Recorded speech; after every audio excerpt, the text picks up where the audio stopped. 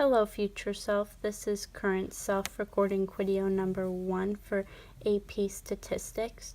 So the first question asks us the shape, center, spread of distribution for the data given of Chief Executive Officer salaries. So the first thing we need to do for question number 1 is construct a histogram. So to start out, to construct a histogram, you want to divide all the data into classes of equal width, as you can see in this table here.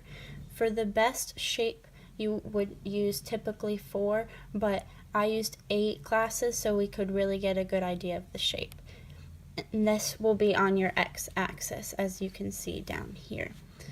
Then in this column, you want to use the frequency, which will be the y-axis here, and this will be the number of times a piece of data occurs in that range. Then, once you have constructed the histogram, you can get a good feel for the shape. So we can see here that it is skewed right due to this gap right here, causing this to be a potential outlier. So when you're describing the data, you want to be sure to always include and keep repeating the subject of the data. So I always start with the data regarding and then use the subject. So in this case, the subject is salaries. So we can see that it's skewed left, and we state that there is a median between the range of $300 and $499. See, I used the unit dollars. You're going to continually want to repeat the units throughout your description. Then we state that there's a potential outlier and mention this gap right here. Then we also want to finish the 5-number summary and talk about the Q1 and the Q3.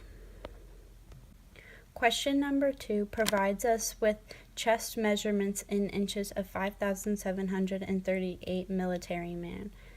In the table, it summarizes the data. So here it gives us the chest ranges and then the count, which is basically like the frequency. And then the question A asks us to construct a histogram. So just like in the first problem, the first thing we want to do is divide the data into equal ranges by class that all have equal width. So although the question already gave us the frequencies for each chest size, we want to put them into ranges of equal width. So in this question, I did every 2 inches as a class, and then I would just add the count that they gave us together for each class.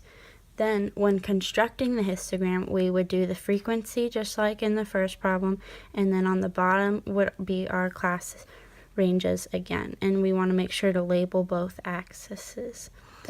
So just like in the last problem, this histogram allows us to understand the shape of the data, which we can see is approximately normal. So just like before, you want to start with the data regarding and then the subject. So the subject in this question is chest measurements. So we state that it's approximately normal with a median between 39 and 41 inches. See how I used the unit of measurement again? And you want to keep repeating that throughout the question. So we state the Q1 is between 36 and 38 inches, and Q3 is between 39 and 41 inches. Since there are no gaps, we state that there are no apparent outliers in the histogram. And then the question B also asks us to state how this information might be helpful. So I found it might be helpful to know the chest sizes when making uniforms for the military man. The last question compares 3 rivers' pesticide concentration in this box plot. So question A asks us to compare the distributions of concentrations of the pesticide among the 3 rivers. Question A just appears to be another question about socks. So we can say the box plot regarding the concentration of the pesticide in River X is skewed right farther than all the other rivers. River X also has the highest max, whereas River Z has the lowest minimum, and we want to make sure to use whereas instead of while. River X also has the largest spread, whereas River Z has the shortest spread. Part B asks us to construct a stem plot that displays the concentrations of the pesticide in River X, and it gives us the 20 concentrations that were measured. So for a stem plot, the stems are on the left and the leaves are on the right.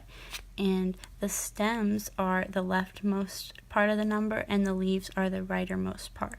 So in this case, the stems are the 1st place and the leaves are the 10th place.